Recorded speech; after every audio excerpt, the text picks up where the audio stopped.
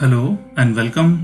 कुबरनीटीज के इस पार्ट में हम देखेंगे कि हम डिप्लॉयमेंट्स का यूज़ कैसे करते हैं। इसके पहले हम रेप्लिका सेट हमने देखा था और उसके पहले हमने रेप्लिका कंट्रोलर देखा था। रेप्लिका सेट रेप्लिका कंट्रोलर में कुछ बेसिक डिफरेंसेस थे जो कि थोड़े से चैलेंज बनते थे रेप्लिका सेट के लिए कि अगर आपको कुछ स्केलिंग करनी होती है और जैसे आपको blue green kind of deployment देना होता है तो उसमें आपको प्रॉब्लम आती थी, जिसका सॉल्यूशन आपको डिप्लॉयमेंट्स में मिलता है। इसमें आप मल्टीपल रेप्लिका सेट्स बना सकते हो। वो कैसे करते हैं ये सारी चीज़ें अभी हम देखने वाले हैं, ठीक है। तो अगर आपको डेफिनेशन इसकी फाइल देखनी है तो या तो आप गूगल चले जाओ और गूगल में सिंपली आप यहाँ पे मेंशन कर दो कुबरनीटीज डिप्लॉयमेंट।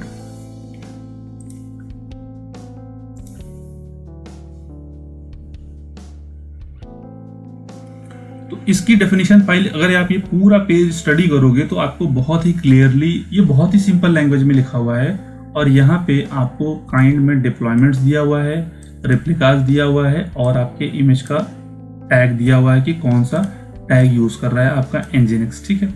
इसके बाद इसमें बहुत सारी एक्टिविटी है, वो सब कुछ हम करने वाले हैं। जैसे आपको रोल आउट करना हुआ या फिर इमेज का वर्जन चेंज करना हुआ, ये सारी एक्टिविटी हम डिप्लॉयमेंट्स में कर सकते हैं। तो चलते हैं, पहले हम अपनी डेफिनेशन फाइल में यहाँ पे मेंशन करते हैं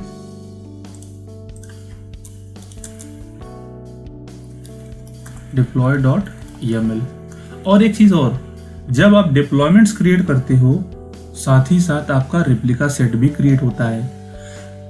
इसके पहले हमने रेप्लिका सेट और रेप्लिका कंट्रोलर अलग अलग स्टडी किया, बट जब भी आप डिप्लॉयमेंट्स बनाते हो तो रेप्लिका सेट ऑटोमेटिक क्रिएट होता है। वो कैसे होगा वो अभी हम देखेंगे,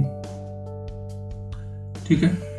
अब यहाँ पे मैं इमेज का जो वर्जन यूज किया हुआ है ये टैग 1.7.1, ठीक है, ये यूज करने वाला हूँ मैं। और सेव करने के बाद कमांड रन करता हूँ kubectl create -f deploy.yaml। Deployment हमारा क्रिएट हो गया है। वेरीफाई करने के लिए kubectl get all। ये कमांड जैसे ही आप रन करोगे तो यहाँ पे आप देख सकते हो कि डिप्लॉयमेंट तो आपका क्रिएट हुआ ही है, साथ ही साथ आपका रेप्लिका सेट भी क्रिएट हुआ है। बिना रेप्लिका सेट के आपका डिप्लॉयमेंट चल ही नहीं सकता। और ये आपकी सर्विस जो बाय डिफॉल्ट है वो है, और ये आपका पॉड है। आपने डेफिनेशन फाइल में लिखी है 3 पॉड आपको चाहिए। अगर आपको इसको स्केल वगैरह करना है तो वो भी आप कर सकते हो। कैसे करते हैं इसी डेफिनेशन फाइल में हम इस पेज पे जाकर के देख सकते हैं। यहाँ पे आप अगर आते हो तो ये तो हो गया क्रिएट करने का कमांड, ठीक है। यहाँ पे बता रहा है कि 3 आउट ऑफ 3 कितने रनिंग है, वो उसकी डेफिनेशन है, ठीक है। अब थोड़ा सा और स्क्रॉल डाउन करके नीचे आ जाते हैं। अपडेट करना है, आप ऐसा भी कर सकते हो, ये कमांड रन करके आप बता सकते हो कि आपके इमेज का वर्जन क्या रहेगा। जैसे मैंने कौन सा यहाँ पे एनजीनिक्स का इमेज यूज किया है 1.7.1, ठीक है। वो वेरीफाई कैसे करते हैं, गेट पॉड और इसके बाद -o वाइड, ये कमांड आप रन करोगे तो यहाँ पे, अच्छा यहाँ पे नहीं दे रहा है, मैं क्या करता हूँ यहाँ पे पॉड की जगह डिप्लॉय दे देता हूँ। तो ये मुझे डिप्लॉयमेंट की डेफिनेशन पूरी बता देगा कि हमारे पास उसका नाम क्या है, कितने रनिंग है, अप टू डेट है, अवेलेबल है, और यहाँ पे कंटेनर्स का नाम क्या रहेगा, और यहाँ पे इमेज हम कौन सा यूज़ करने वाले हैं, और सिलेक्टर कौन सा लगा हुआ है, ठीक है। अगर आपको ये वर्जन अपग्रेड करना हुआ तो ये कैसे करते हैं, या तो आप ये वाला कमांड आप रन कर दो, ठीक है, या फिर यहाँ पे बता रहा है कि आप ऐसा भी कर सकते हो। ये आपने लिया और यहाँ पे आप ऐसा रन करोगे अपडेटेड, यहाँ पे देखो, ठीक है। और साथ ही साथ जब आप गेट पॉड्स करते हो इसमें क्या होता है, जो पुराने इमेजेस हैं, जो पुराने कंटेनर्स हैं, आई मीन पॉड हैं, वो 1 by 1 डिलीट होते हैं और नए वाले आ जाते हैं उसके प्लेस पे। और इसमें क्या लिखा हुआ है वो देख लेते हैं, ठीक है। या फिर आप ऐसा भी, ये भी कमांड आप रन कर सकते हो। यहाँ पे जो नाम मैंने यूज़ किया है वो nginx है, nginx डिप्लॉयमेंट, वो कहाँ पे लिखा हुआ है, जब आप डेफिनेशन फाइल में जाओगे तो यहाँ पे आप देख सकते हो ये नाम लिखा हुआ है। ठीक है, तो एक तरीका था कि आप इस तरीके से भी अपडेट कर सकते हो। कैसे, यहाँ पे जो मेंशन्ड है ये वाला, ठीक है, आपने इमेज को अपडेट कर दिया। या फिर आप ऐसा भी कर सकते हो, ये कमांड लो और रन करो, और यहाँ पे आपको पूरी डेफिनेशन फाइल जो आपने दी थी वो ओपन हो जाएगी। अब आप यहाँ पे ये भी कर सकते हो कि आप नंबर ऑफ रेप्लिकाज भी इंक्रीज कर सकते हो। यहाँ पे मैंने बता दिया 10, और जो इमेज है आप यहाँ पे वो भी अपडेट कर सकते हो। 16 की जगह 14 आप दे दो, जो भी आप देना चाहोगे। ये देखिए एडिटेड बता रहा है, यहाँ पे आप देख सकते हो। ठीक है, और इसके बाद गेट पॉड्स आप देखोगे तो यहाँ पे आप क्लियरली देख सकते हो कि कुछ टर्मिनेट हो रहे हैं और कुछ कंटेनर्स यहाँ पे क्रिएट हो रहे हैं। इसका मतलब क्या है कि एक साथ आपके पॉड टर्मिनेट नहीं होते और एक साथ क्रिएट नहीं होते हैं। इस डेफिनेशन फाइल में यहाँ पे अगर आप थोड़ा सा ध्यान दिए होते, अगर आपने ध्यान नहीं दिया है तो यहाँ पे मैं दिखा दूँ कि यहाँ पे देखिए रोलिंग अपडेट्स क्या है, मैक्स सर्ज और मैक्स अनवेलेबल। 25% का मतलब क्या हुआ, 1/4। अगर आपके पास 4 कंटेनर रन करने को हैं और उसमें क्या होगा कि एक कंटेनर टर्मिनेट होगा, एक क्रिएट होगा, एक टर्मिनेट होगा, एक क्रिएट होगा। अगर आपके पास 16 है तो 4 के सीक्वेंस में टर्मिनेट और क्रिएट होते हैं। अगर आप इस फाइल को फिर से ओपन देखते हो पॉड को, यहाँ भी आप देख लो कि सारे के सारे जो अपडेट हो चुके हैं। और हमें क्या करना है, डिप्लॉय को वेरीफाई करना है कि जो इमेज हमने वर्जन दिया था वो आया है या नहीं है। इसका मतलब ये है कि ये जो nginx की इमेज है इसकी जगह आपकी खुद का आपका खुद का एप्लीकेशन हो सकता है। अगर आपके पास मल्टीपल टैग्स अवेलेबल हैं तो आप उसमें भी प्ले कर सकते हो कि कौन से, मान लो कि मल्टीपल डिप्लॉयमेंट्स हो चुके हैं, पहला डिप्लॉयमेंट चल रहा है, दूसरा डिप्लॉयमेंट चल रहा है, तीसरा डिप्लॉयमेंट, अगर कोई फेल होता है तो आप रिवर्ट भी कर सकते हो। और जितनी बार आप रिवर्ट करते हो या फिर इमेजेस चेंज करते हो उसके टैग, उतनी ही बार अगर आप देखोगे तो इसमें आपके रेप्लिका सेट भी क्रिएट होते हैं। कैसे, वो देख लेते हैं। अगर मैं यहाँ पे गेट पॉड्स करता हूँ सॉरी डिप्लॉय करता हूँ, गेट डिप्लॉय, तो इसको हम वेरीफाई कर लेते हैं। कैसे, kubectl डिस्क्राइब डिप्लॉय और आपके डिप्लॉयमेंट का नाम। यहाँ पे देखोगे old replica set and new replica set. जितनी बार भी आप इसको चेंज करोगे, जितनी बार आप नया डिप्लॉयमेंट दोगे, उतनी बार आप रेप्लिका सेट यहाँ पे क्रिएट होता जाएगा। ठीक है, यहाँ पे आप देख सकते हो कि अभी यहाँ पे 10/10 है और पुराने वाले में 0/0 है।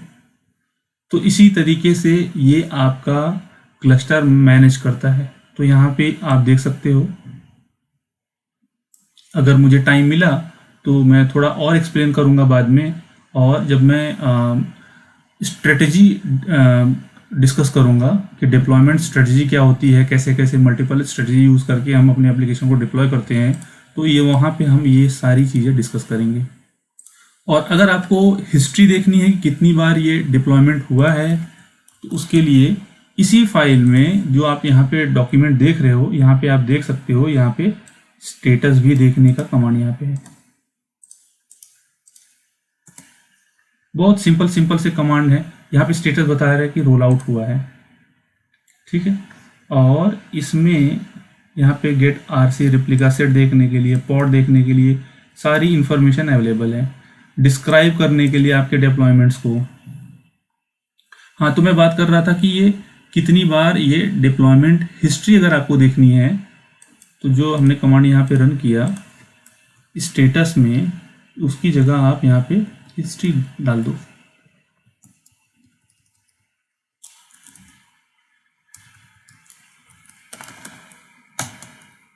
ये देखिए 3 बार आपने चेंज किया। एक बार हम 1.7, पहला तो डिफ़ॉल्ट था, फिर हम 1.7 पे गए, फिर 16, पहले 1.7 पे थे, फिर 16 पे गए, फिर 14 पे आए।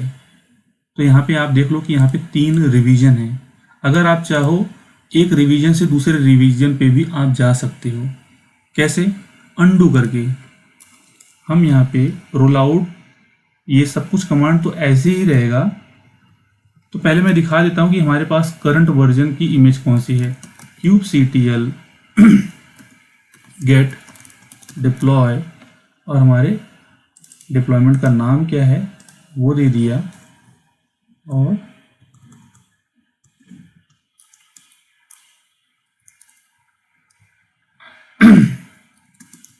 -o and y।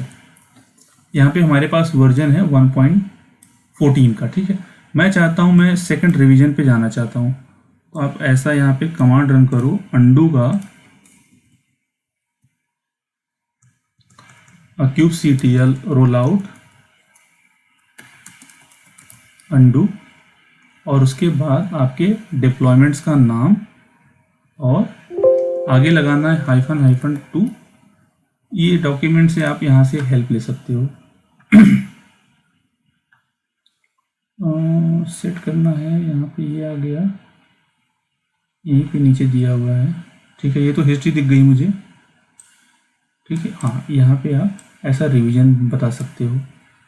अच्छा, ये देखने के लिए, हिस्ट्री देखने के लिए है। अगर आप अंडू करते हो तो यहाँ पे ये देखो रिवीजन।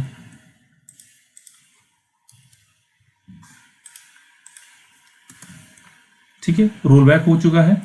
अब यहाँ पे देखोगे तो ये देखो आपका इमेज चेंज हो गया, और यहाँ पे देखो रेडी कितने हैं, kubectl get all। ठीक है, यहाँ पे आप देख सकते हो कि आपके पास 3 रेप्लिका सेट बन चुके हैं।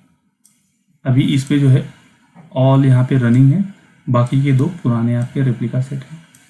जैसे जैसे आप चेंजेस करते जाओगे, आपको यहाँ पे हमेशा रेप्लिका सेट बनते जाएंगे नए नए। और इसमें आप ये भी कर सकते हो, इसमें आप ऑटो स्केल भी लगा सकते हो। इस डॉक्यूमेंट को थोड़ा सा और भी स्टडी करोगे, नीचे जाओगे ना, तो यहाँ पे आपको स्केल करने के लिए बता रहा है।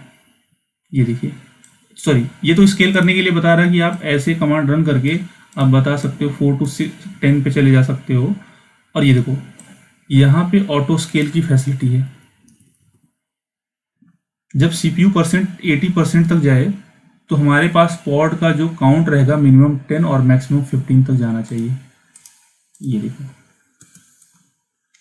ऑटो स्केल हो गया। और यहाँ पे मैं गेट ऑल करूँगा तो यहाँ पे ये देखिए हॉरिजॉन्टल पॉड स्केलिंग यहाँ पे रन कर रहा है।